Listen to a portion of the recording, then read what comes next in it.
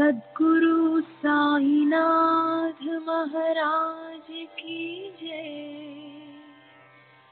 सद्गुरु श्री साईनाथुनि शरद बाबू जी की जय।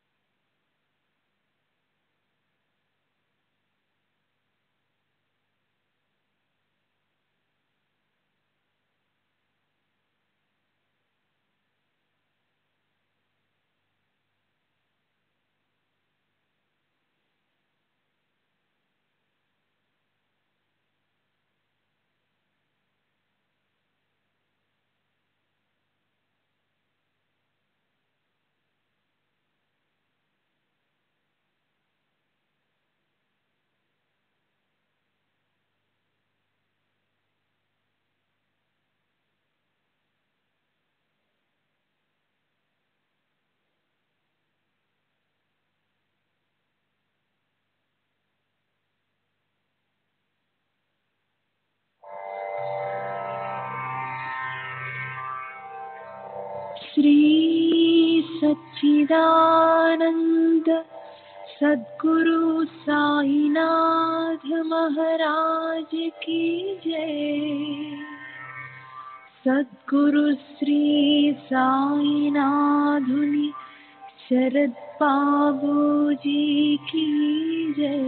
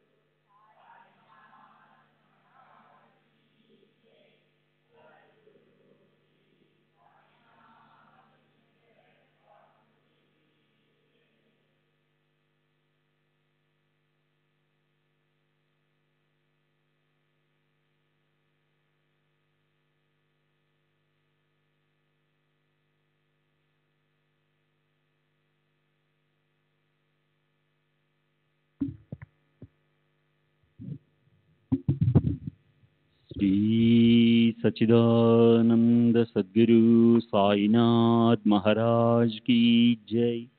सद्गुरु श्री साईनाथ शरद बाबूजी की जय।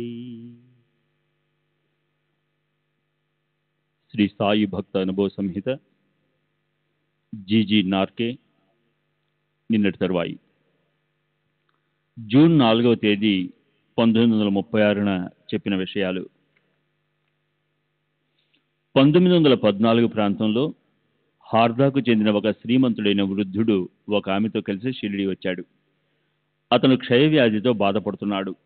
షిరిడి చేరిన ఒక నెలకు ఆరోగ్యం మెరుగవడంతో షిరిడినే తన నివాసంగా చేసుకున్నాడు. కానీ 2వ నెల చివరిలో అతని పరిస్థితి విషమించి మృత్యువు సమీపించినట్లు అనిపించింది. అప్పుడు బాబా దగ్గరికి వెళ్లి సహాయం కోరేందుకు వారింట్లో మగదిక్కు ఎవరూ లేనందువల్ల ఆయన ఇంట్లోని ఆడవాళ్లు వాళ్ళ స్నేహితురాళ్లు బాబాను అడిగి ఊది తెచ్చిపెట్టమని నన్ను అభ్యర్థించారు. నేను బాబా దగ్గరికి వెళ్ళి విషయం చెప్పి ఊది అడిగాను. బాబా, ఆ వృద్ధుడు ఈ ప్రపంచాన్ని వదిలి వెళ్లడమే మంచిది, అతనికి ఊది ఏం చేయగలదు, అయినా వాళ్ళు అడుగుతున్నారు కాబట్టి తీసుకెళ్ళు అన్నారు. నేను ఊది తీసుకుని వాళ్ళకిచ్చాను. కానీ బాబా చెప్పిన విషయాలేవి వాళ్ళకి వెళ్లడం లేదు. అతని పరిస్థితి మరింత విషమించింది. అప్పుడు శ్యామ బాబాను దర్శించి ఆ వృద్ధునికి అంతిమ గడియలు సమీపించాయని చెప్పాడు. బాబా, అతను ఎలా చనిపోగలడు? రేపు ఉదయానికల్లా ప్రాణం పోసుకుంటాడు అని అన్నట్లున్నారు. ఆ మాటలను బట్టి అతను చనిపోతాడని అంతా అనుకున్నారు. చనిపోడని అంతా అనుకున్నారు. కానీ వృద్ధుడు ఆ రాత్రి మరణించాడు. అయినా వాళ్ళు శవం చుట్టూ దీపాలు వెలిగించి మరుసటి రోజు మధ్యాహ్నం వరకు వేచి చూశారు. అతడిలో చలనం కనబడలేదు. ఇక ఆశ వదులుకొని అంత్యక్రియలు జరిపించారు. వృద్ధుని బంధువులు బాబా తమను నిరాశపరిచారని భావించి షిరిడి నుండి వెళ్లిపోయారు. 3 సంవత్సరాల పాటు వాళ్ళు షిరిడీకి రాలేదు. తరువాత ఒకరోజు వృద్ధుని బంధువు ఒక అతనికి బాబా కలలో కనిపించారు. బాబా శరీరంపై చనిపోయిన వృద్ధుని తల ఉంది. బాబా అతనికి కుళ్ళిపోయి ఉన్న ఊపిరితిత్తులను చూపించి ఇంతటి బాధ నుండి ఆ వృద్ధుణ్ణి విముక్తుణ్ణి చేశానని చెప్పారు. అతను తన కల విషయం అందరికీ చెప్పాడు. అప్పటి నుండి వృద్ధుని బంధువులు తిరిగి షిరిడి రావడం ప్రారంభించారు. అతడు ఎలా చనిపోగలడు? తిరిగి ప్రాణం పోసుకుంటాడు అన్న బాబా మాటలు ప్రాణం శిథిల శరీరాన్ని విడిచి మరో క్రొత్త శరీరాన్ని ధరిస్తుందనే అర్థంతో, అంటే జన్మ పరంపర చెప్పబడిందని మనం గ్రహించాలి. బాబా తరచుగా ప్రాతః సమయంలో దుని దగ్గర కూర్చుని భక్తులతో మాట్లాడుతూ గత రాత్రి తాము సూక్ష్మ శరీరంతో ఏ సుదూర ప్రాంతాలకు వెళ్లి ఏమేమి చేసింది చెప్తుండేవారు. చావడిలో లేక మసీదులో బాబాతో పాటు నిద్రించిన భక్తులకు రాత్రంతా వారు భౌతికంగా తమతోనే ఉన్నారని తెలుసు. కానీ బాబా మాటలు అక్షర సత్యాలు. భక్తులు అప్పుడప్పుడు బాబా మాటలలోని నిజానిజాలు పరీక్షించేవారు. వారి మాటలు నిజమని రుజువులు దొరికేవి. బాబా తరచూ మరణానంతర అనుభవాల గురించి కూడా చెప్పేవారు. ఒకసారి షిరిడిలో ఓ మార్వాడి పిల్లవాడు జబ్బుపడి మరణించాడు. బంధువులు అంత్యక్రియలు జరిపించి విషాద వదనాలతో మసీదుకు వచ్చారు. బాబా, ఆ పిల్లవాడు ఇప్పుడు నదికి చేరువయ్యాడు, దాటుతున్నాడు అన్నారు. బాబా ఉద్దేశ్యంలో నది అంటే వైతరణి అని భావించాను. బాబా ఎంతో మంది భక్తులకు వాళ్ళ గత జన్మల గురించి, ఆ జన్మలలో జరిగిన సంఘటనల గురించి చెప్పేవారు. ఒకసారి నా గత 4 జన్మలలో జరిగిన విషయాలు భక్తులందరి సమక్షంలో చెప్పారు. కానీ బాబా చెప్పిన విషయాలు నాకు సంబంధించినవని ఇతరులెవ్వరూ అర్థం చేసుకోలేరు కూడా. వారు ఒక విషయాన్ని ఒకరికి చెప్పదలిస్తే దాన్ని అందరి సమక్షంలో బాహాటంగానే చెప్పేవారు. చిత్రం ఏమంటే ఆ విషయం ఎవరిని ఉద్దేశించి చెప్పబడిందో వారికి మాత్రమే అర్థమయ్యేలా చెప్పడం బాబాలో ఉన్న ప్రత్యేకమైన కళ. మిగతా వారికి వారు మాట్లాడినవేవి అర్థమయ్యేవి కావు. మరో ఆశ్చర్యకరమైన విషయం ఏమంటే చిన్న చిన్న మాటలు, చర్యలతో బాబా ఒకేసారి అనేక మంది భక్తులకు ప్రయోజనాన్ని చేకూర్చగలరు. శ్రీ సాయిబాబా అదృశ్య శరీరంతో విశ్వాంతరాళాలలో పర్యటించి అక్కడి విషయాలను నియంత్రించేవారు. వారు భూత భవిష్యత్తులను ఒకేలా చూసేవారు. పై విషయాల వల్ల బాబా యొక్క నిజతత్వం బోధపడుతుంది. బాబా సర్వాంతర్యామిని, సర్వవ్యాపకుడని, సృష్టి ఆది నుండి అంతం వరకు ఉంటారని వారు అప్పుడప్పుడు పలికే మాటల వలన మనం గ్రహించవచ్చు. వారు ఒక్కొక్కసారి నీవెక్కడున్నావు, నేనెక్కడున్నాను, ఈ ప్రపంచం ఎక్కడుంది అని పలికేవారు. మరొకసారి తమ దేహాన్ని చూపిస్తూ ఇది నా ఇల్లు, నేనిక్కడ లేను, నా ముర్షద్ అంటే నా గురువు నన్ను ఈ దేహం నుండి ఏనాడో విడుదల చేశాడు అనేవారు. భౌతిక దేహంతో షిరిడిలో సంచరిస్తున్నప్పుడు కూడా వారు ఆ దేహానికి పరిమితమై లేరు. సాయిబాబా సజీవంగా ఉన్నారు. వారు అప్పుడు ఉన్న చోటే ఇప్పుడు ఉన్నారు. నిజానికి అప్పుడు కూడా ఇప్పుడున్న చోటే ఉన్నారు అన్నది వాస్తవం. శ్రీ సాయిబాబా ఈ లోకంలోనూ ఇతర లోకాలలోనూ తాము నిర్వహించే విధులను గురించి అరుదుగా చెప్తుండేవారు. అంతేగాక గతించిన వారి ఆత్మల స్థితిగతులను కూడా తమ అదుపాజ్ఞలలో ఉంచుకుంటానని చెప్పడం ద్వారా ఈ జగత్తుపై తమకు గల ఆధిపత్యాన్ని తెలియజేసేవారు. బాబా ఎప్పుడూ అసత్యం పలికేవారు కాదు, అర్ధరహితంగా మాట్లాడేవారు కాదు. వారి పద్ధతులను గురించి బాగా ఎరిగిన వారు మాత్రమే వారి మాటలను, చర్యలను అర్థం చేసుకోగలిగేవారు. అది కూడా ఎవరిని ఉద్దేశించి పలికారో వారు మాత్రమే అర్థం చేసుకోగలరు. ఉపదేశం, మంత్రతంత్రాలు మొదలైనవి. సాయిబాబా ఏనాడు మంత్రం కానీ, తంత్రం కానీ, ఉపదేశం కానీ ఇవ్వలేదు. మరెవరికైనా ఉపదేశించినట్టు కూడా నేను ఎరుగను. మాధవరావు దేశపాండే అంటే శ్యామ నాకు ఒకసారి ఈ క్రింది సంఘటన గురించి చెప్పాడు. రాధాబాయి దేశ్ముఖ్ అను భక్తురాలు బాబాను దర్శించి వారి నుండి ఉపదేశం పొందాలని షిరిడి వచ్చి కొంతకాలం వేచి ఉంది. బాబా ఏమీ ఉపదేశించకపోవడంతో ఆమె ఆహారం తీసుకోవడం మానివేసి ఉపదేశం ఇచ్చేంత వరకు నిరాహారిగా ఉండాలని సత్యాగ్రహం ప్రారంభించింది. అలా 4 రోజులు గడిచాయి. ఆమె పరిస్థితికి శ్యామ జాలిపడి బాబా దగ్గరికి వెళ్ళి ఆమెకేదైనా దేవుని పేరు మంత్రంగా చెప్పమని, దానిని ఆమె మంత్రోపదేశంగా భావించి జపం చేసుకుంటూ గడుపుతుందని చెప్పాడు. బాబా ఆమెను తమ దగ్గర పిలిపించుకుని, అమ్మా, నా గురువు నాకు ఏ మంత్రమూ ఉపదేశించలేదు. అలాంటప్పుడు నేను నీకేం ఉపదేశించగలను? నా గురువు ఎంత శక్తిమంతుడంటే వారి ముందు నిలబడడానికి కూడా వణికిపోయేవాణ్ణి. నా గురువు అందించిన సహాయం అదృశ్యంగా నిగూఢంగా ఉండేది. అది వాచా బోధించినది కాదు. మేము చెవిలో ఏదీ ఉపదేశించము. మీ కానాలా ఇష్నారా గురునవే. ఉపదేశం ఇవ్వడం మా పద్ధతి కాదు. మా సంప్రదాయమే వేరు. ఆమ్చా ఘరానే నిరాళ ఆహేత్ అని పలికారు. శ్రీ సాయిబాబా ఎన్నడూ ఉపన్యాసాలు, ప్రవచనాలు చేయలేదు. ఎప్పుడైనా సందర్భానుసారం అలతి అలతి పదాలతో, చిన్న చిన్న వాక్యాలతోనే అద్భుతమైన ఆధ్యాత్మిక సత్యాలను వెల్లడించేవారు. పరిశీలనా దృష్టితో చూసే భక్తులు బాబా పలికిన కొద్ది మాటలను వారికి తోచిన విధంగా సిద్ధాంతీకరించుకునేవారు. అందువల్ల బాబా సిద్ధాంతము, పద్ధతి ఇది అని ఏ భక్తుడు మొండిగా వాదించడానికి వీలు పడేది కాదు. శ్రీ సచ్చిదానంద సద్గురు సాయినాథ్ మహారాజ్ కీ జై. సద్గురు శ్రీ సాయినాథ్ నిశరద్ బాబూజీ కీ జై.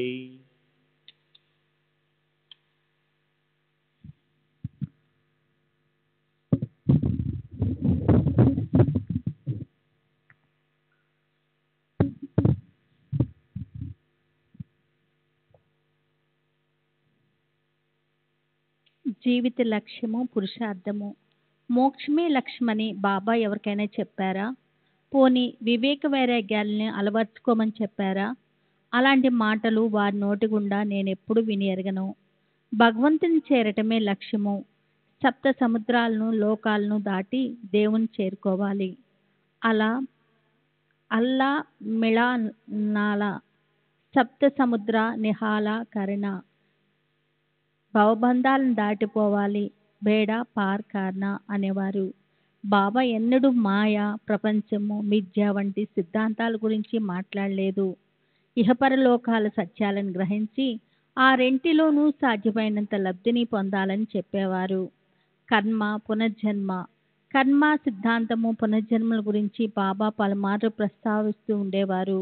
మంచి విత్తనం నాటితే ఈ జన్మలోనూ మరు జన్మలోనూ మంచి ఫలాన్ని పొందుతాము అన్న సత్యమే నాకు వారు చెప్పే కథల్లో అంతర్లీనంగా ఉండేది.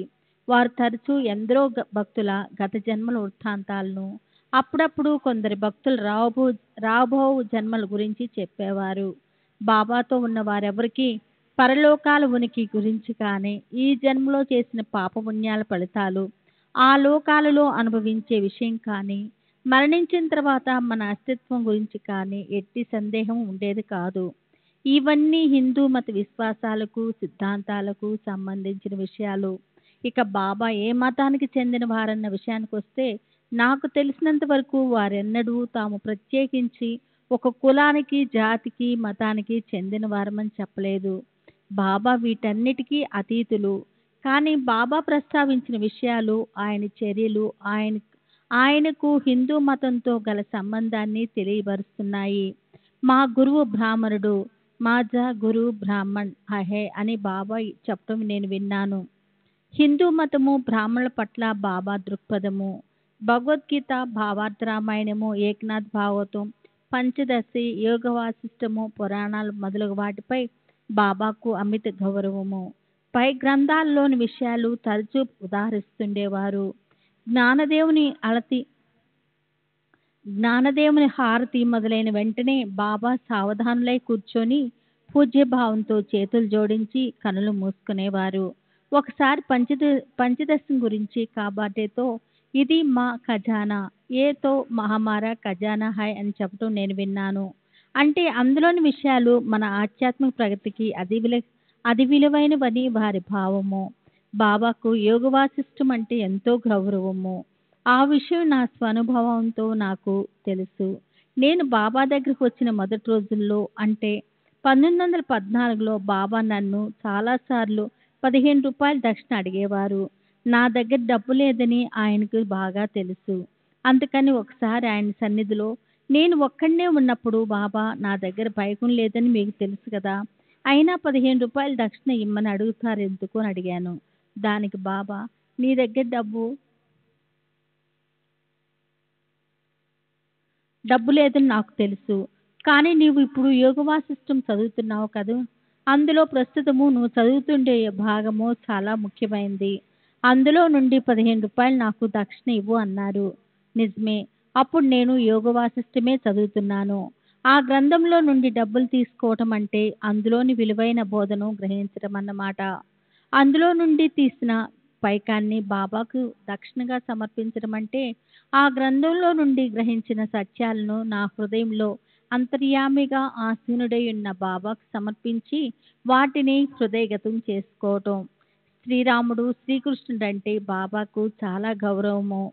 బాబా మరియు మహారాష్ట్రలోని మహాత్ములు జ్ఞానేశ్వర్, తుకారాం వంటి మహాత్ముల ఎళ్ళ బాబాకు ఎంతో గౌరవం ఉండేది. బాబా దృష్టిలో మనిషికి జీవితానికి ఉన్న లక్ష్యం ఏమిటి, ఆ లక్ష్యాలను సాధించేందుకు కావలసిన సద్గుణాలేమిటి, బాబా ఎటువంటి సాధనాలను ఇష్టపడేవారు, వాటిని గురించి వివరిస్తాను. 4 సాధనా మార్గాలు. 1. యోగ మార్గము. కుండలిని శక్తిని మెలుకొల్పట, ఆసన, ప్రాణాయామం, ధ్యానముల ద్వారా అతీతమైన శక్తులను పొందటాన్ని సాయిబాబా లక్ష్య పెట్టేవారు కాదు. పై సాధనాలు చేయమని ఎవరిని ఆదేశించినట్లు నేను ఎరగను. పైగా ప్రాణాయామం ద్వారా సాధన చేసేవారు కూడా చివరకు ఆధ్యాత్మ పురోగతి కోసం నా దగ్గరకు వచ్చి తీరవలసిందని బాబా చెప్పడం నేను స్వయంగా విన్నాను. 2. కర్మ మార్గం. సమాజంలో ఉంటూనే కర్మ మార్గాన్ని అనుసరిస్తూ దేనినైనా సాధించవచ్చునని తమ ఆచరణ ద్వారా సాయిబాబా నిరూపించారు. వారు స్వయంగా గోధుమలు విసిరేవారు. సన్యాసించి సమాజానికి దూరంగా వెళ్ళటాన్ని, భిక్ష చేసి జీవించటాన్ని బాబా ఆమోదించేవారు కాదు. తమ కొద్దిపాటి ఆహారం కొరకు బాబా పరిమితంగా భిక్ష చేసేవారు. అలాగే వారు దక్షిణ అడగటం వెనుక అనేక కారణాలున్నా ప్రధానమైనది మాత్రం రుణానుబంధ విముక్తే. గృహస్థాశ్రమంలోనే ఉంటూ ఆధ్యాత్మిక ప్రగతి సాధించవచ్చునని, సన్యాసించిన అవసరం లేదని వారు చెప్పేవారు. నన్ను, వామన్ రావును భిక్షకు పంపింది మాకు వినయ విధేయతలతో గురువును సేవించుకునే భాగ్యం కలుగు చేసేందుకే. బాబా వాచా చెప్పకపోయినా విచక్షణ లేని యాచన మంచిది కాదని, దీనివల్ల ఆర్జించిన పుణ్యమంతా తరిగిపోతుందని వారు భావించేవారని నా అభిప్రాయము. ఒకసారి ఒక భక్తుడు బాబాను, మీరెందుకు దక్షిణ అడుగుతున్నారు అని అడిగారు. దానికి బాబా, నేనందరినీ దక్షిణ అడుగుతున్నానా? ఆ పకీరు అంటే దేవుడు ఎవరిని అడగమని సూచిస్తారో వారిని అడుగుతాను అని బదిలిచ్చారు. అంతేకాక బాబా నిర్ణీత మొత్తం మాత్రమే అడిగేవారు. వారు అడిగిన పైకం కన్నా ఎక్కువ ఇస్తే దాన్ని స్వీకరించేవారు కాదు. బాబా దక్షిణ అడిగితే ఇచ్చేందుకు ఎవరూ నిరాకరించరు. కొన్ని సందర్భాల్లో వారు దక్షిణ అడిగితే అది ఆ భక్తుడిని అక్కడి నుండి వెళ్ళిపోమ్మని కానీ, లేక ఎవరినైనా వెళ్ళి కలవమని కానీ సూచించేది. 3. జ్ఞాన మార్గం. ఉపనిషత్తులు, బ్రహ్మ సూత్రములు మొదలైన గ్రంథముల అధ్యాయం ద్వారా ఆత్మవిచారం చేయటమే జ్ఞాన మార్గం అయితే అది బాబా పద్ధతి కాదు. బాబా తమ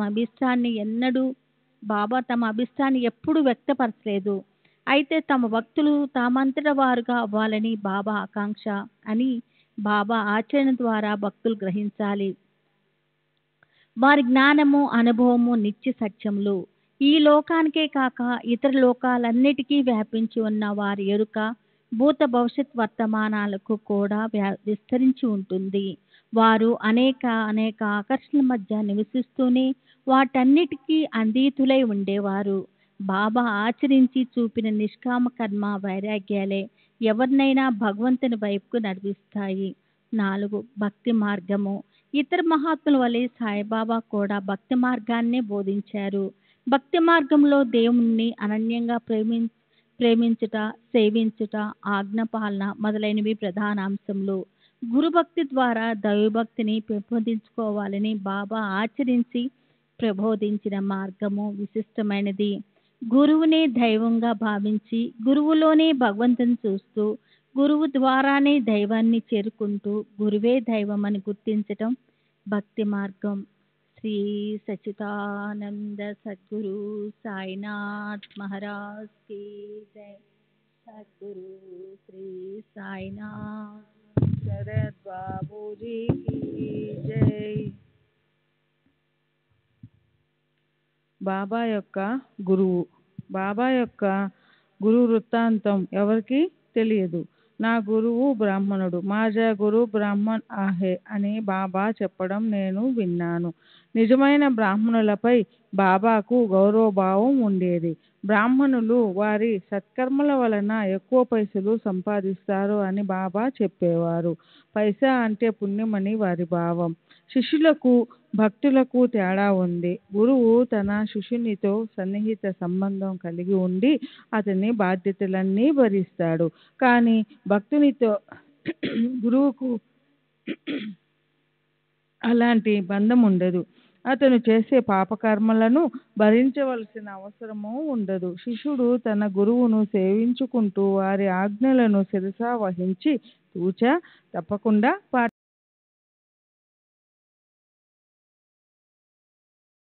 బాబా ఎవరు నా శిష్యుడని చెప్పడానికి సాహసించగలడు? నేను నా గురువును సేవించినట్లు ఎవరైనా నన్ను తృప్తికరంగా సేవించగలరా?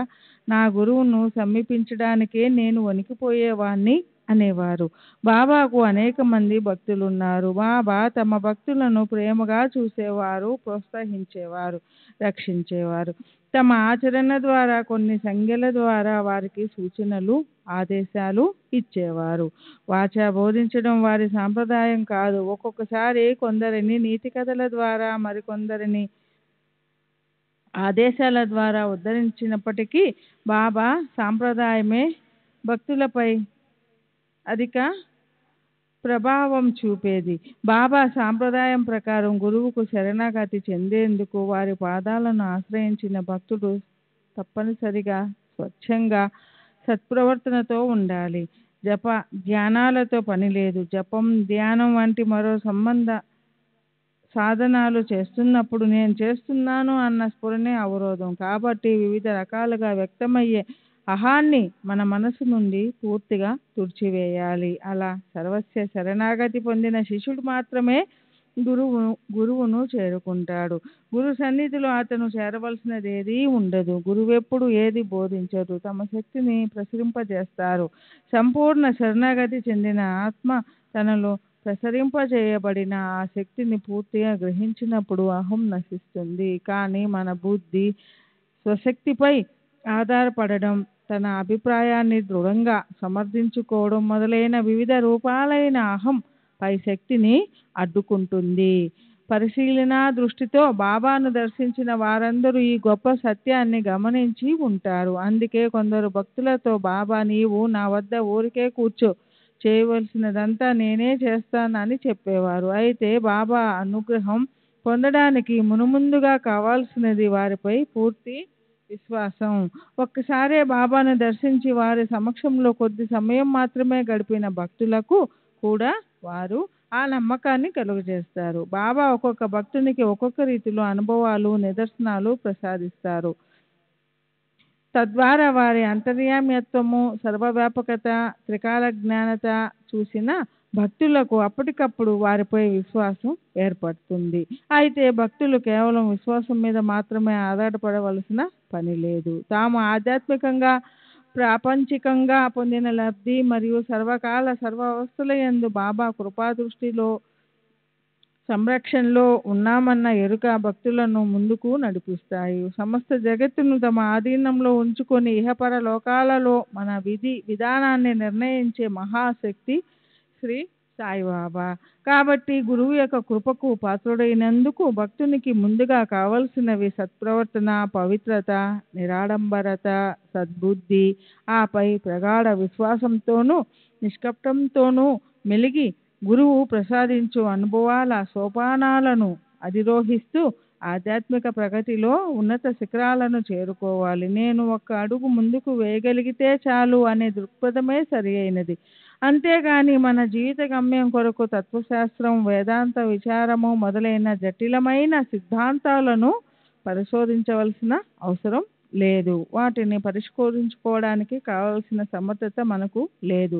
గురువే మనల్ని ఉద్ధరించి అపారమైన జ్ఞానాన్ని, సత్యాన్ని గ్రహించే శక్తిని అనుగ్రహించి భద్రంగా మనల్ని గమ్యానికి చేరుస్తారు.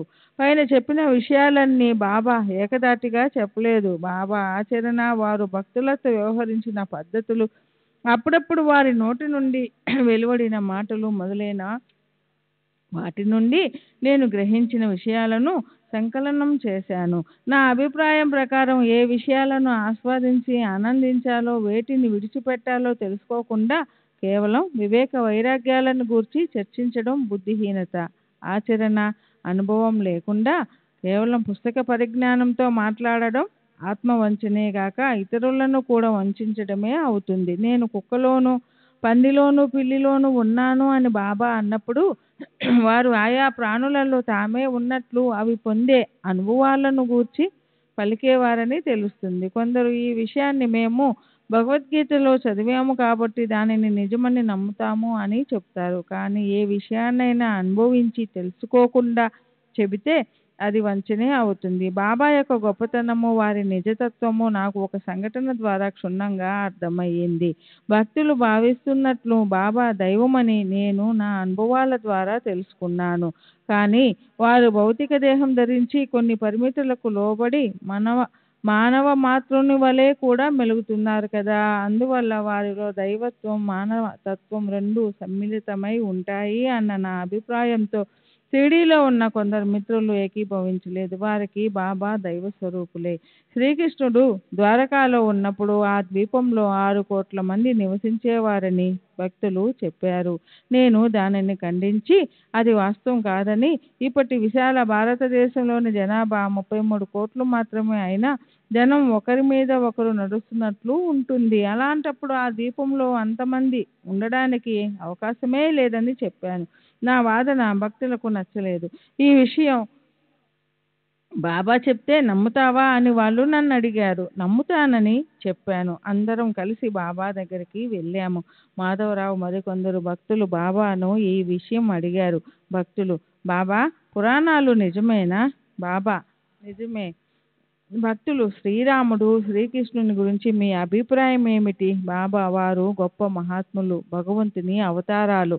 భక్తులు: నార్కే వీటిని నమ్మటం లేదు. మీరు దేవుడు కాదని కూడా అంటున్నాడు. బాబా: అతను చెప్పింది నిజమే. నేను మీ తండ్రిని.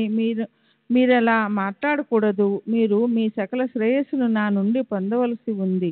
ఈ విధంగా బాబా తమ పరిమితులను అంగీకరించారు. భక్తుల అనుభవంలో బాబా సాక్షాత్తు భగవంతుడే. అందులో ఏమాత్రము సందేహం లేదు. అది భక్తుల అనుభవం. అయితే బాబా ఏనాడు తాను భగవత్ స్వరూపుడునని చెప్పుకోలేదు. బాబా తమ దైవత్వాన్ని స్వార్థ ప్రయోజనాలకు ఉపయోగించలేదు. సాంఘిక నైతిక ధర్మాలను అతిక్రమించలేదు. వారెప్పుడూ గౌరవప్రదమైన వస్త్రధారణ, ప్రవర్తన కలిగి ఉండేవారు. వారు స్త్రీలతో ముక్తసరిగా ఉండేవారు. బాబా యొక్క మనోవైఖరి: బాబా ఆనంద పారవశ్యంలో ఉన్నప్పుడు నేను భగవంతుణ్ణి, మై అల్లాహు అని పలికేవారు. ఇందులో సందేహమే లేదు. నేను స్వయంగా విన్నాను కూడా. అయితే అలా ఎప్పుడో ఒకసారి జరిగేది కానీ తరచుగా కాదు. భగవంతుడు ప్రసాదించిన శక్తుల ద్వారా తమకు అప్పగించిన పనులు నిర్వర్తిస్తూ బాబా ఒక భక్తుని వలె మెలిగేవారు. భగవంతుడే యజమాని, అల్లా మాలిక్. భగవంతుడు మేలు చేస్తాడు, అల్లా భలా కరేగా. భగవంతుడు అనుగ్రహిస్తాడు అని బాబా తరచూ పలుకుతూ ఉండేవారు. నేను అల్లా యొక్క బానిసను, నేనెప్పుడు భగవంతుని స్మరిస్తూ ఉంటాను అని కూడా చెప్పేవారు. భక్తులకు స్త్రీల పట్ల బాబాకు స్త్రీల పట్ల గల దృక్పథం: బాబా అస్ఖలిత బ్రహ్మచారి. ఈ విషయం వారి నేత్రాలలోని దివ్య తేజస్సును చూస్తే అర్థమవుతుంది. వారు స్త్రీలను దూరంగా ఉంచేవారు. కొద్దిమంది మహిళలను మాత్రమే తమ పాదసేవ చేసుకునేందుకు అనుమతించేవారు. అది పగటిపూటే. బాబా వస్త్రధారణ శరీరాన్ని ప్రదర్శించని రీతిలో గౌరవప్రదంగా ఉండేది. బాబా యొక్క విశిష్ట స్వభావం: బాబా ఎల్లప్పుడూ నిష్పక్షపాతంగా వ్యవహరించేవారు. వారు రాజును, పేదను సమదృష్టితో చూసేవారు. ఎందరో ధనవంతులు, పరపతి గల ఉద్యోగులు, అధికారులు వారిని దర్శించడానికి వచ్చేవారు. కానీ బాబా వారికి ఎలాంటి ప్రత్యేకత చూపేవారు కాదు. బాబా తమ దగ్గరికి వచ్చే భక్తుల అంతరంగాలను, నిజతత్వాన్ని చూసేవారే గాని వారి బాహ్యాన్ని చూసేవారు కాదు. ఒకసారి బాబా ఒక పేదవానిని శ్లాఘిస్తూ అతని వద్ద చాలా పైసలున్నాయి అని చెప్పడం గమనించాను. అంటే అతను ఎంతో పుణ్యాత్ముడని వారి భావం. కఠిన న్యాయం: బాబా వంటి మహనీయులు గొప్పతనాన్ని వారి చుట్టూ ఉన్న వ్యక్తుల గుణగణాలను బట్టి నిర్ధారించడం సరికాదు. ఉదాహరణకు బాబా వద్దకు దుండగులు, అత్యాసపరులు, వేశ్యలు, రకరకాల పాపాలు చేసేవారు ప్రాపంచిక ప్రయోజనాలను ఆశించి వస్తూ ఉంటారు. వాళ్ళు బాబా సన్నిధిని ఉపయోగపెట్టుకొని ఉన్నతి సాధించలేక వెళ్ళిపోయి నరక కూపంలో పడి బాధపడుతూ ఉంటారు. వాళ్ళ కర్మకు వాళ్ళని విడిచిపెట్టేవారు. బాబా న్యాయము కఠినమైనది. గర్భంలో అడ్డం తిరిగితే బిడ్డనైనా సరే కోసి బయటికి తీయవలసిందే అని అంటారు బాబా. భయంకర అంటువ్యాధుల బారిన పడిన వాళ్లతో, ఆ రోగాలకు కారణమైన శక్తులతో కూడా బాబా ఎంతో ధైర్యంగా మెలిగేవారు. ఆ వివరాలు మనకు తెలియవు, కానీ బాబాకు పూర్తిగా తెలుసు. ఆరోగ్యం పట్ల తీసుకోవలసిన కనీస జాగ్రత్తలను కూడా లక్ష్యపెట్టక వ్యాధిగ్రస్తులపై బాబా చూపే ప్రేమ, ఆచరణ భక్తులలో వారిపై సంపూర్ణ విశ్వాసాన్ని కలిగిస్తుంది. నాకు తెలిసిన ఇలాంటి ఒక సంఘటన వివరిస్తాను. బాబాకు ప్రతిదినము షిరిడీలోని ఒక హల్వా దుకాణదారుడి నుండి మిఠాయి నైవేద్యంగా పంపబడేది. 1916వ సంవత్సరంలో షిరిడీలో ప్లేగు బాగా ప్రబలి ఉంది. ఆ దుకాణదారుడు ప్లేగు బారిన పడి మరణించాడు. ఆ సమయంలో బాబా నన్ను ఆ దుకాణానికి వెళ్ళి మిఠాయి తీసుకుని రమ్మని అడిగారు. విలపిస్తున్న ఆ దుకాణదారుని భార్య దగ్గరికి వెళ్ళి బాబా ఆదేశాన్ని తెలియజేశాను. తన భర్త శవాన్ని చూపుతూ,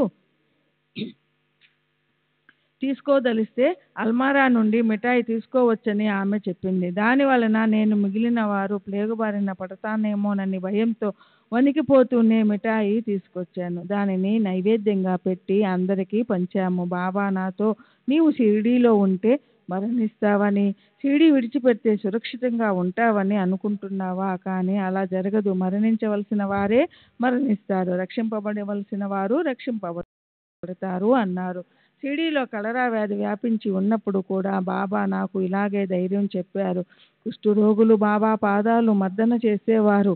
వాళ్ళల్లో ఒక అతనికి వ్యాధి నయమై ఆరోగ్యవంతుడయ్యాడు. బాబా ఒక కుష్ఠరోగిని దుని నుండి ఊది తీసి భక్తులకు పంచమనేవారు. కుష్ఠరోగితోనే వ్యాధిగ్రస్తుల నోట్లో ఊది వేయించేవారు. అయినప్పటికీ నాకు తెలిసినంత వరకు ఎవరికి ఏ ఆపద సంభవించలేదు. శ్రీ సచ్చిదానంద సద్గురు సాయినాథ్ మహారాజ్. సద్గురు శ్రీ సాయినాథుని శరత్ బాబూజీ की జై. Rao Bahadur SP Dumal, BA LLB, pleader, వయసు 63 సంవత్సరములు, బ్రాహ్మణుడు, నాసిక్. బాబాతో మీ అనుభవాలు ఏమిటని మీరు అడిగిన ప్రశ్నకు నేను ఏమి సమాధానం చెప్పగలను? ఒకటా రెండా? ప్రతిరోజు ప్రతి క్షణం బాబా నాకు అనుభవాలను ప్రసాదిస్తూనే ఉన్నారు. నా జీవితంలో బాబా ప్రమేయం లేని సంఘటన అంటూ ఏదీ లేదు. అది ఎంతటి చిన్న విషయమైనా నేను చేసే ప్రతి పని, వేసే ప్రతి అడుగు బాబాచే నిర్దేశింపబడింది. అలాంటప్పుడు దేనిని నా అనుభవంగా చెప్పగలను? బయట ప్రపంచం నా మాటలు నమ్మకపోవచ్చు. నేను ఆ విషయం పట్టించుకోను. వాస్తవానికి ఎవరైనా తమ అనుభవం వెల్లడి చేయకపోవటానికి ఎదుటివారు ఆ అనుభవాన్ని నమ్మకపోవటం ఒక కారణం కావచ్చు. ప్రతి భక్తుడు తనకు కలిగిన అనుభవం తనకు మాత్రమే సంబంధించినదని, అది తన ఐహిక ఆధ్యాత్మిక ప్రయోజనాల కోసం ప్రసాదింపబడిందని అనుకుంటాడు. అంతేగాని అజ్ఞానులు, కువిమర్శకులు, అకారణంగా అపహాసించే వారితో నిండి ఉండే సామాన్య ప్రజానికానికి వెల్లడి చేయటానికి కాదని అనుకుంటాడు. అయితే పట్టుదల గల చరిత్రకారులు తాము వ్రాస్తున్న గ్రంథాలకు మెరుగులు దిద్దుకోవడానికి భక్తుల ఆంతరంగిక రహస్యాలను, అనుభవాలను వెలికి తీసేందుకు తీవ్రంగా ప్రయత్నిస్తూ ఉంటారు.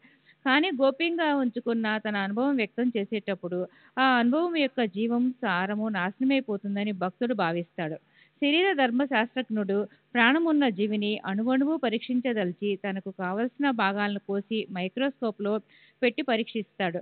ఆ ప్రక్రియలోనే జీవి యొక్క ప్రాణం పోతుంది. చివరకు అతను పరీక్షించేది నిర్జీవ పదార్థాన్నే.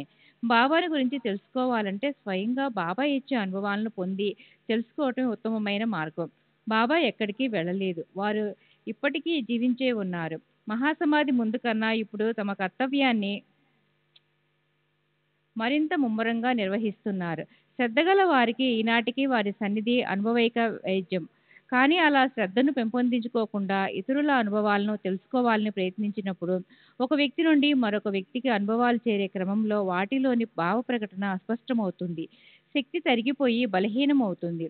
స్వభాషలో వ్యక్తం చేసిన అనుభవాలకు ప్రాముఖ్యత శక్తి ఉంటాయి. నేను చెప్పిన అనుభవాలను మీరు ఆంగ్లంలోనికి అనువదించి పాఠకులకు అందిస్తారు. ఇలా భాషాంతరీకరణం చేసే ప్రక్రియలో మూలభావానికి లేదా అనుభవానికి జరిగే నష్టం తీవ్రంగానే ఉంటుంది. ఏదేమైనా మీరు బాబాను గురించి కొన్ని వాస్తవాలను అడుగుతున్నారు కాబట్టి నేను యథార్థమని దృఢంగా చెప్పగలిగిన నా అనుభవాలను కొన్నింటిని వివరిస్తాను. నేను మొదట శ్రీ గజానన్ మహారాజ్ యొక్క భక్తుడను. ఆయనను శ్రీమాన్ గోపాలరావు బూటి దగ్గరకు తీసుకెళ్లాను. సుమారు 1907లో నేను ప్రథమంగా బాబాను దర్శించాను. ఆ ప్రథమ దర్శనంలోనే వారి అసాధారణమైన వ్యక్తిత్వం నన్ను అమితంగా ఆకర్షించింది. బూటీని బాబా వద్దకు తీసుకెళ్లాను. అలా తీసుకెళ్లటం బాబా ప్రేరణగానే భావిస్తున్నాను. అతను కూడా బాబా భక్తుడయ్యాడు.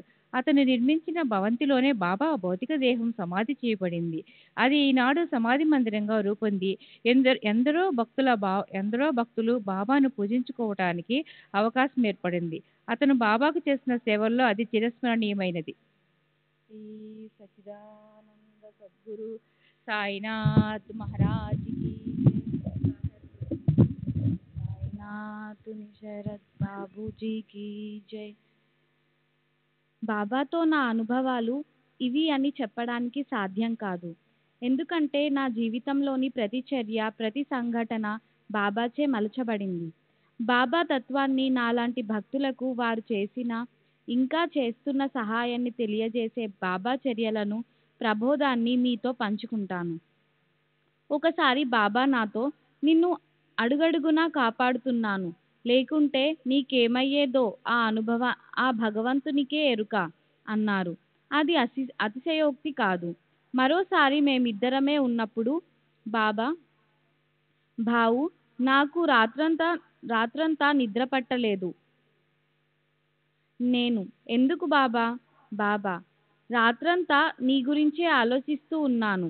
వారి మాటలు విన్నంతనే నాలో ఆశ్చర్యము, ఆనందము, కృతజ్ఞత, ప్రేమ, అభిమానము ముప్పిరిగొని ఆనంద బాష్పాలుగా పెల్లుబికాయి.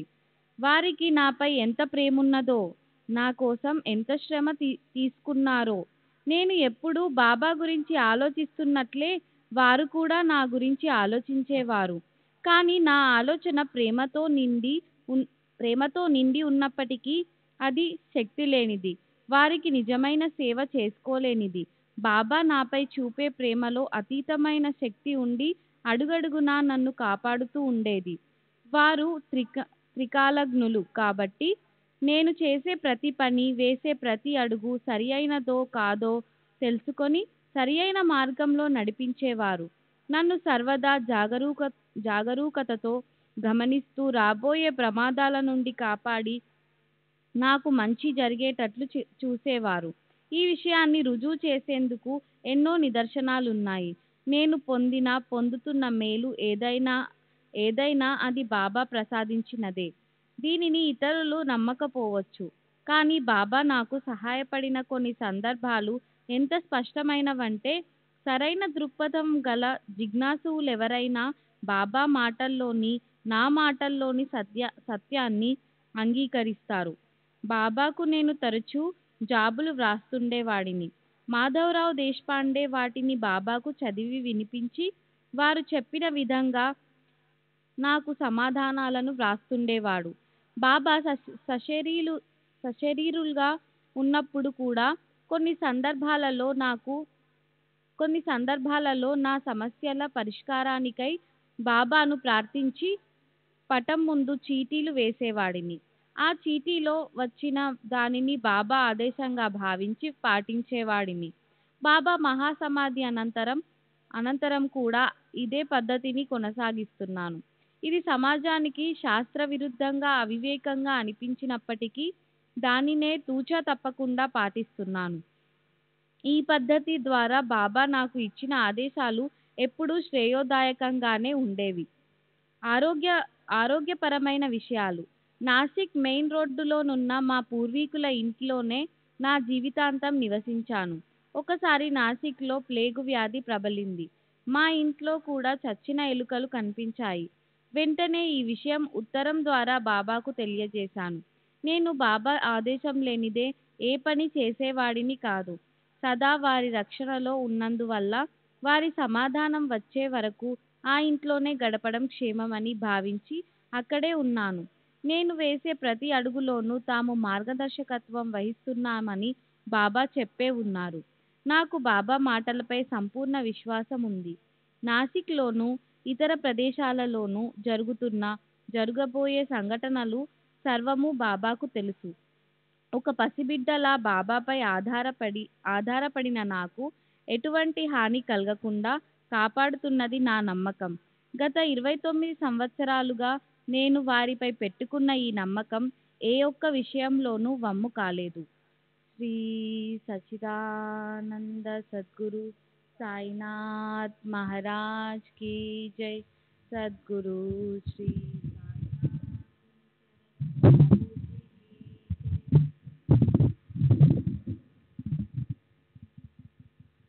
శ్రీ సచ్చిదానంద సద్గురు సాయినాథ్ మహారాజ్ కీ జై.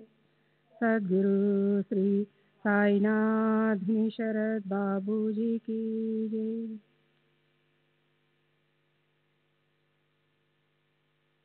ఆ ఇల్లు విడిచి వేరే ఇంటికి మారిపోమ్మని బాబా నుండి సమాధానం రావడంతో నాసిక్లోని మరొక బంగళాకు నివాసం మార్చాను. కానీ ఆ బంగళాలో చేరిన రాత్రే నా సోదరుని కుమారుని పడక దగ్గర చచ్చిన ఎలుకొకటి కనిపించింది. ఈ విషయాన్ని బాబాకు మళ్ళీ ఉత్తరం ద్వారా తెలియజేస్తూ తిరిగి మరో ఇంటికి మారమంటారేమో తెలుపమని కోరాను. ఈసారి మారవద్దని బాబా నుండి సమాధానం వచ్చింది. డాక్టర్లు, స్నేహితులు ఆ బంగళాలో ఉండడం క్షేమం కాదని వేరే ఇంటికి మారిపోమ్మని సలహా ఇచ్చారు. కానీ నాకు బాబా మాటే వేదవాక్కు. వారి కృప నాపై ఉన్నంత వరకు ఏ ఆపద సంభవించదని నా నమ్మకం. అందువల్ల ఎవరి సలహాలు పాటించకుండా అక్కడే నివసించసాగాను. ఇలా కొన్ని రోజులు గడిచిన తర్వాత పనివాళ్ల గదులలోనూ, ఇంటి లోపల బయట ఆవరణలోనూ చచ్చిన ఎలుకలు ఎన్నో కనిపించాయి. చివరకు మేము త్రాగడానికి వంటకు ఉపయోగించే మంచినీటి బావిలో కూడా చచ్చిన ఎలుక కనిపించింది. ఇక ఆ బంగళాలో ఉండడం మంచిది కాదని తోచి అన్ని విషయాలు బాబాకు వివరంగా జాబు వ్రాసి ఇల్లు మారేందుకు అనుమతించవలసిందిగా ప్రార్థించాను. ఈసారి బాబా తప్పక అంగీకరిస్తారని తలచి సామానంతా సర్ది బజారు వీధిలోనున్న మా ఇంటికి బండిలో పంపాను. తర్వాత కుటుంబంతో సహా వేరొక బండిలో ఆ ఇంటికి చేరి తాళం తీయడానికి ప్రయత్నిస్తూ ఉండగా ఇంతలో షిరిడి నుండి వచ్చిన ఉత్తరం అందింది. అందులో మనం నివసిస్తున్న ఇంటిని ఎందుకు విడిచిపెట్టాలి? ఆపన్ కషాల సోడావే తేజ్ రహావే అని ఉంది. తేజ్ రహావే అని ఉంది. నేను మరేమీ ఆలోచించలేదు. బాబా ఆజ్ఞను శిరసా వహించి వెంటనే ఖాళీ చేసి వచ్చిన బంగళాకు తిరిగి వెళ్ళి అక్కడే నివసించసాగాము. నీటి విషయంలో మాత్రం కాస్త జాగ్రత్త వహించాము. గోదావరి నుండి నీటిని తెప్పించి వాడుకోసాగాము. మేము చేసిన పని అవివేకంగా ప్రమాదకరమైనదిగా అనిపించినా మాకు ఎటువంటి హాని జరగలేదు. నాసిక్లో ప్లేగు బాగా వ్యాపించి దినానికి 14-15 మంది చనిపోతున్నా బాబా మమ్మల్ని అదే ఇంటిలో నివసించమని ఆదేశించారు. వారి అనుగ్రహంతో మేము క్షేమంగా ఉండగలిగాము. శ్రీ సచ్చిదానంద సద్గురు సాయినాథ్ మహారాజ్ కీ జై. సద్గురు శ్రీ సాయినాథ్ శరద్ బాబూజీ కీ జై.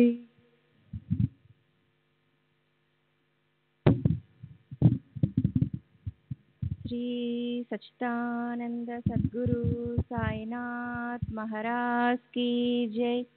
సద్గురు శ్రీ సాయినాథ్ శరత్ బాబూజీ కీ జై.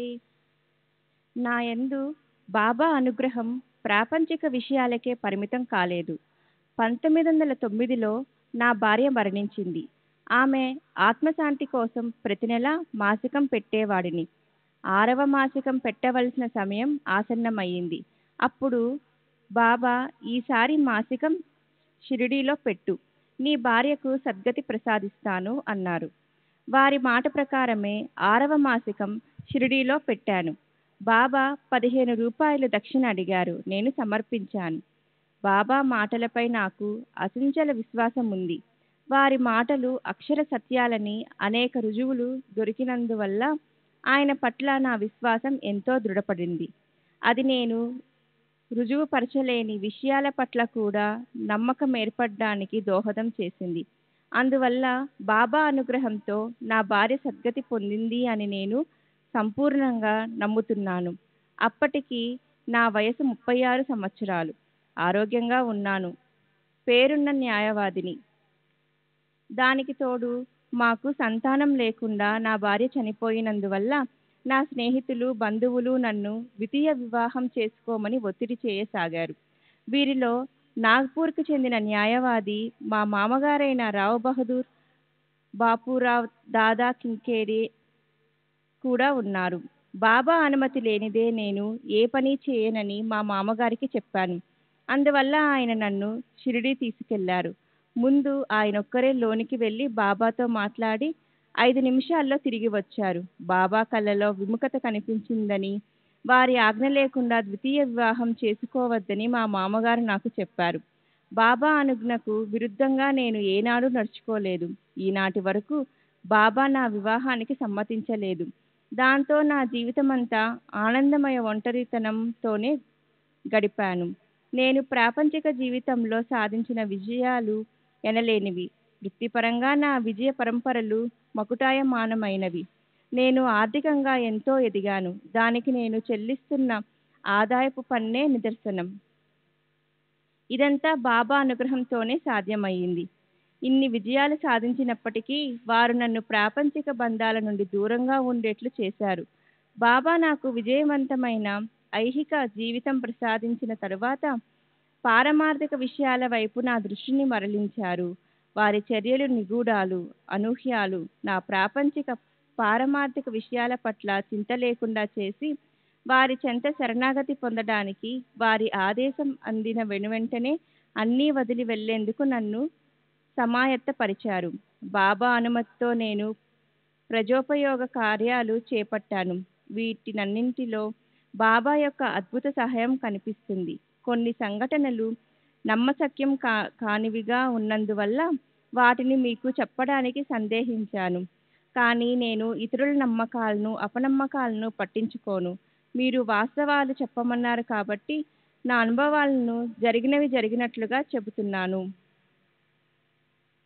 శ్రీ సచ్చిదానంద సద్గురు సాయినాథ్ మహారాజ్ కీ జై. సద్గురు శ్రీ సాయినాథ్ శరత్ బాబూజీకి జై. నా న్యాయవాద వృత్తిలో బాబా సహాయపడిన సంఘటనలను ఉదాహరించిన తరువాత ప్రజోపయోగ కార్యక్రమాల్లోనూ వారు నాకు ఎలా తోడ్పడ్డారో వివరిస్తాను.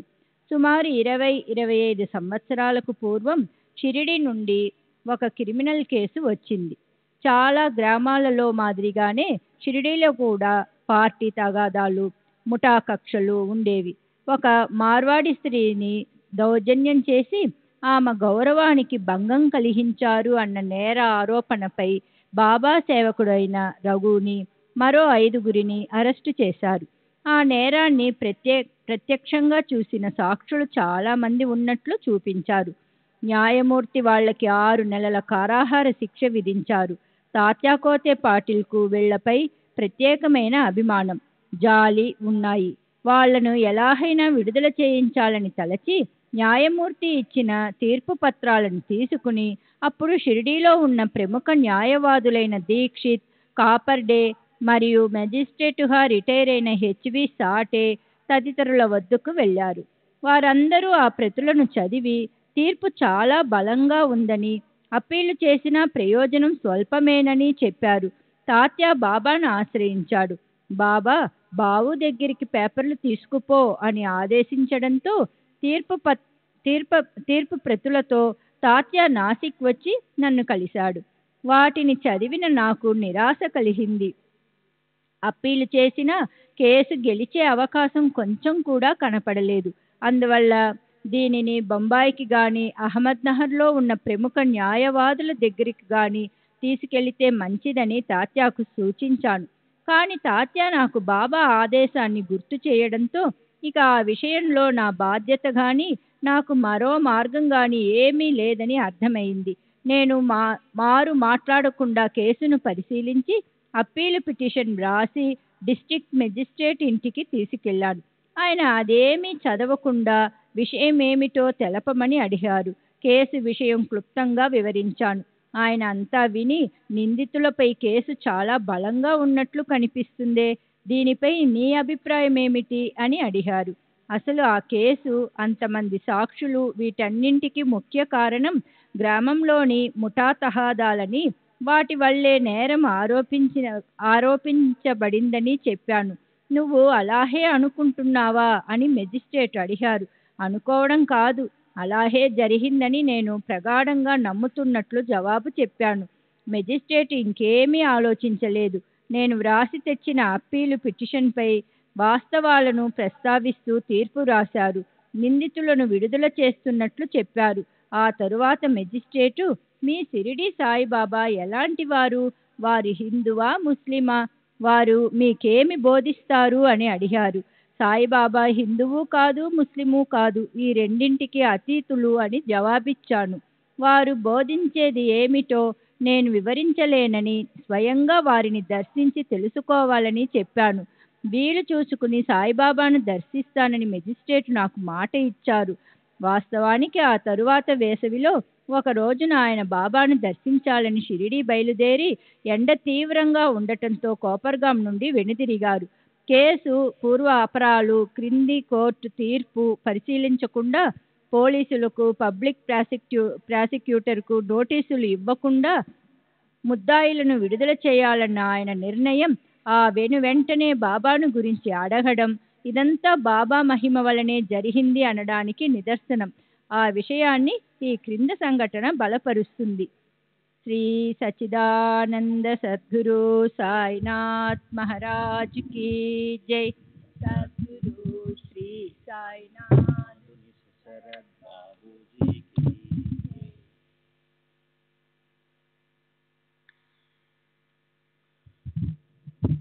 శ్రీ సచ్చిదానంద సద్గురు సాయినాథ్ మహారాజ్ కీ జై. సద్గురు శ్రీ సాయినాథుని శరద్ బాబూజీకి జై. నేను అహ్మద్నగర్ నుండి షిరిడీ చేరాను. ఆ రోజు షిరిడీలో దీక్షిత్ కుమార్తె మరణించింది. విషాద వదనాలతో ఆమె అంత్యక్రియలకు వెళ్తున్న భక్తుల్లో కొందరిని పిలిచి, వెళ్ళిపోకండి, మీకు ఒక చమత్కారం చూపిస్తాను అని బాబా అన్నారు. కానీ భక్తులకు ఏ చమత్కారము కనిపించనందున వాళ్ళు అంత్యక్రియలకు వెళ్ళిపోయారు. ఆ తర్వాత కాసేపటికి రఘు తదితరుల విడుదలకు సంబంధించిన వార్తతో నేను షిరిడి చేరాను. బాబా చూపిస్తానని చెప్పిన చమత్కారం అదేనని భక్తులు అప్పుడు గ్రహించారు. నా వృత్తికి సంబంధించిన మరో కేసు విషయం తెలియచేస్తాను. ఈ కేసు ముగ్గురు సోదరులకు సంబంధించినది. వీరు తమ ప్రత్యర్థులను తీవ్రంగా గాయపరిచారని, వారిపై క్రిమినల్ కేసు మోపబడి నేరం నిరూపింపబడింది. గాయపడిన వారిలో ఒకరికి ఎముక విరిగి 20 రోజులు ఆసుపత్రిలో చికిత్స పొందినట్లుగా కూడా చెప్పబడింది.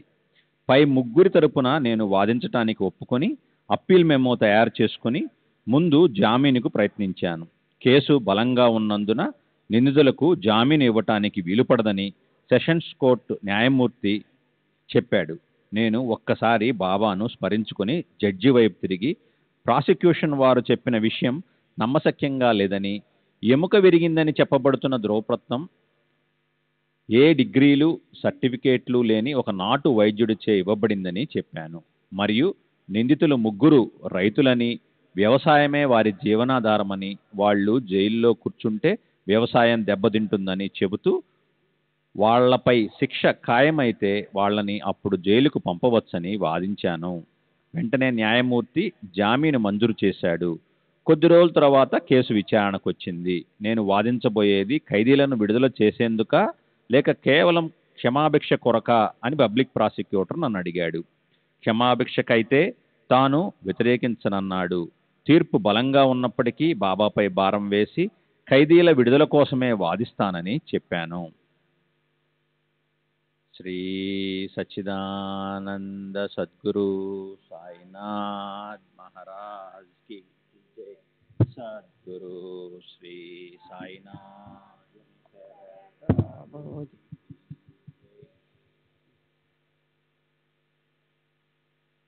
ఒక నాటు వైద్యుడిని ఒక నాటు వైద్యునిచే ఇవ్వబడిన ధృవపత్రాన్ని ఆధారం చేసుకుని ప్రమాదకరంగా గాయపరిచారని చెప్పడం శుభము కాదని వాదించాను.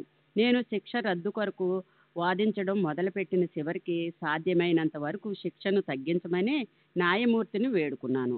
అందుకు న్యాయమూర్తి నేను కోర్టువారిని క్షమాభిక్ష కోరే అభ్యర్థించినప్పుడు అంతసేపు వాదించకుండా ఉండవలసింది అంటూ ఒక నాటు వైద్యుడి ఇచ్చిన ధృవపత్రం ఆధారంగా ప్రత్యర్థిని తీవ్రంగా గాయపరిచానని ఎలా చెబుతున్నావు అని ప్రాసిక్యూటర్ను అడిగాడు.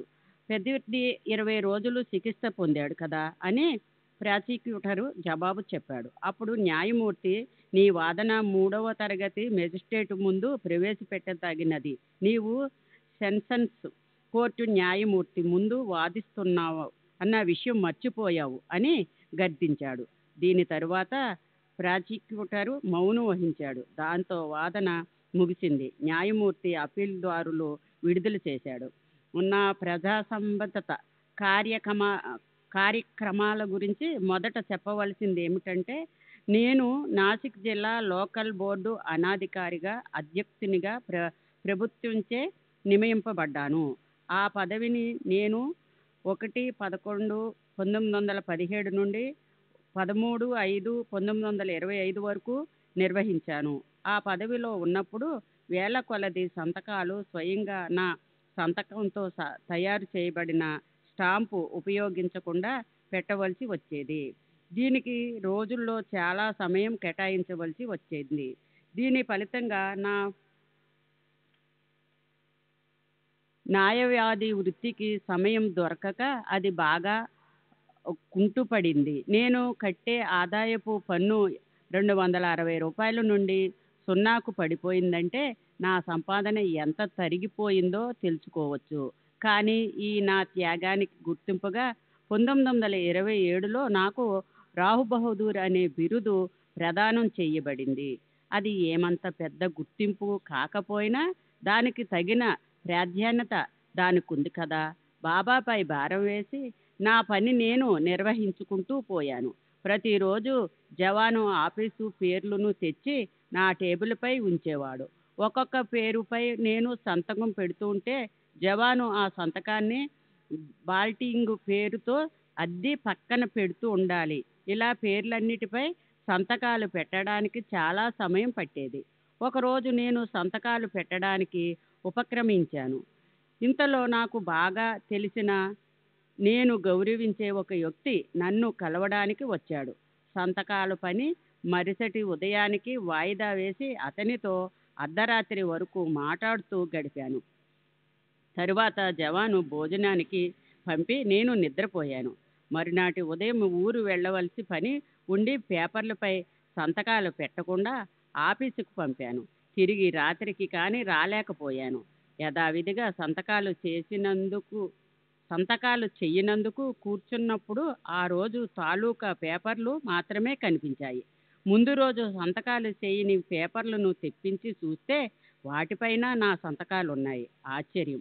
నేను చేయకుండానే ఈవేళ పేపర్లపై నా సంతకం ఉండడం ఎలా సాధ్యమయ్యింది? ఇది బాబా యొక్క మానవాతీత శక్తి వల్లే సంభవమైందని నేను గ్రహించాను. అలాగే బాబా చేసిన మరొక అద్భుత చర్యను గురించి తప్పక చెప్పాలి. డిగ్నిటీ లోకల్ బోర్డు అధ్యక్షునిగా ప్రాథమిక పాఠశాలలోనే నా ఆధీనంలో ఉండేవి. ఒకసారి నేను మొదటి వారంలో దీపావళి సెలవులు వచ్చాయి. ఆ టీచర్లందరికీ సెలవులకు ముందే జీతాలు చెల్లిస్తే బాగుంటుందని మహమ్మదీయుడైన విద్యాశాఖాధికారిని అభిప్రాయపడ్డాడు. మొదట నేను ఆ విషయం పెద్దగా పట్టించుకోలేదు. 2-3 రోజుల తరువాత అతను అదే విషయం తిరిగి నాకు గుర్తు చేశాడు. నాకు అలా చేస్తే బాగుంటుంది అనిపించి అకౌంటెంట్ ఆఫీసర్ను సంప్రదించాను. ప్రభుత్వం నుండి డబ్బు మంజూరు కాలేదని, అలాంటప్పుడు చెక్కు పంపడం అభ్యంతరకరమని అతను చెప్పాడు. అందువల్ల నేను ఏమీ చేయలేకపోయాను.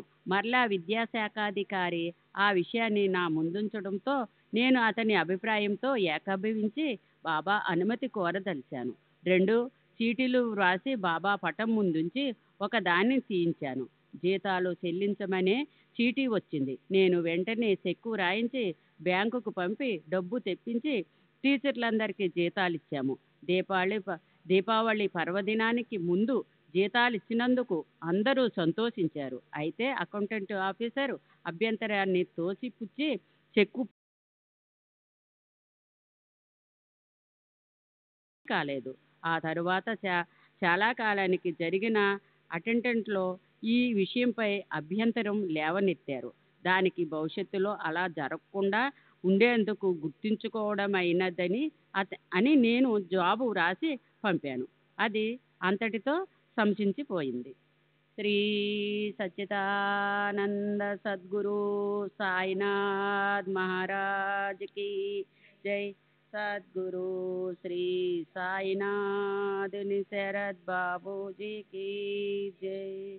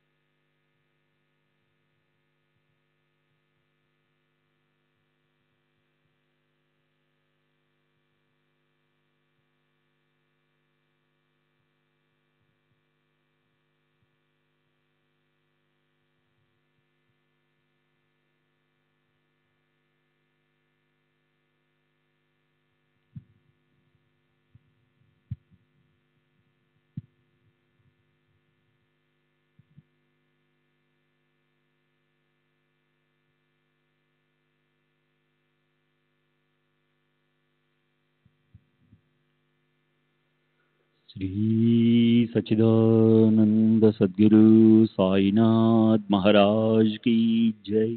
सद्गुरु श्री साईनाथ शरद बाबूजी की जय. साई रहम नजर करना, बच्चों का पालन करना. साई रहम नजर करना, बच्चों का पालन करना. जाना तुमने जगत पसार, सब ही झूठ जमाना. जाना तुमने जगत पसार, सब ही झूठ जमाना.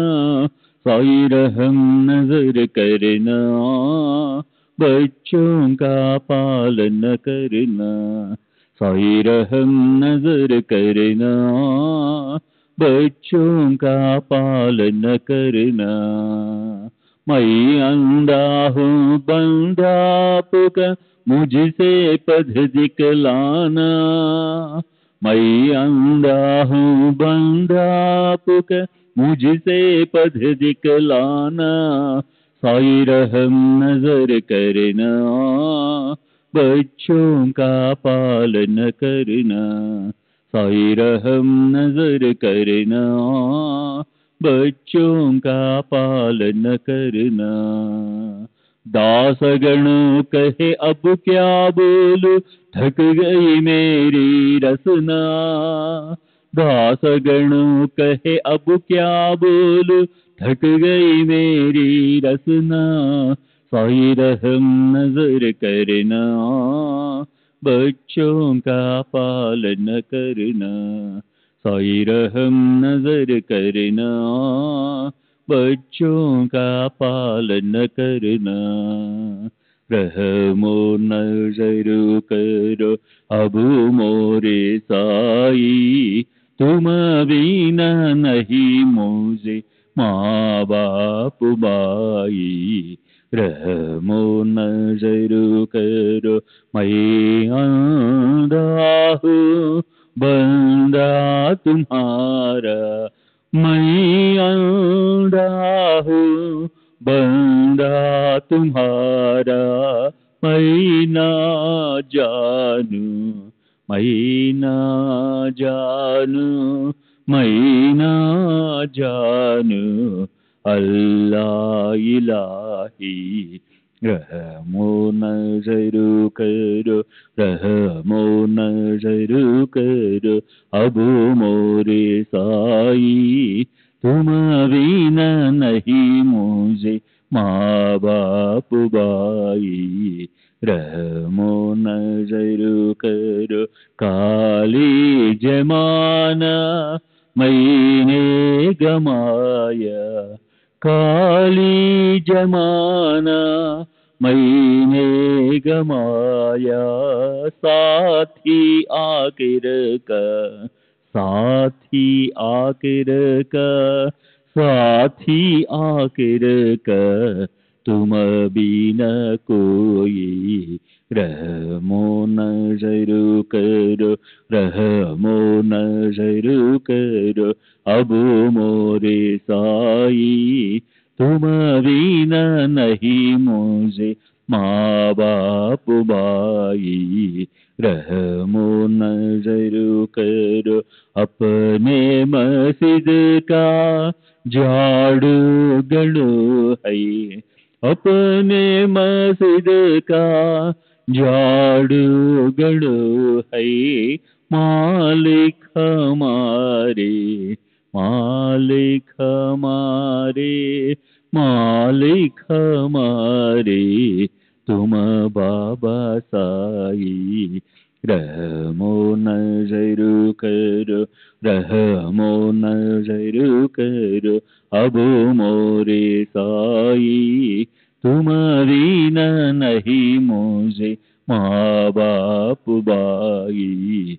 रहमो नजर करो।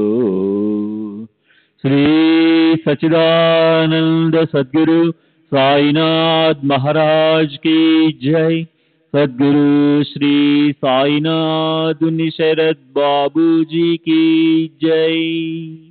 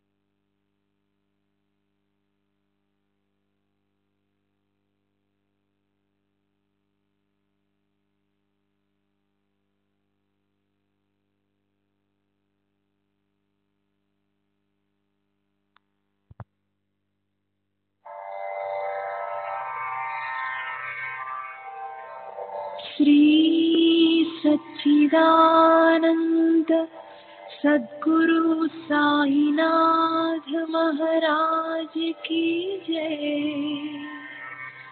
सद्गुरु श्री साईनाथुनि शरद बाबू जी की जय।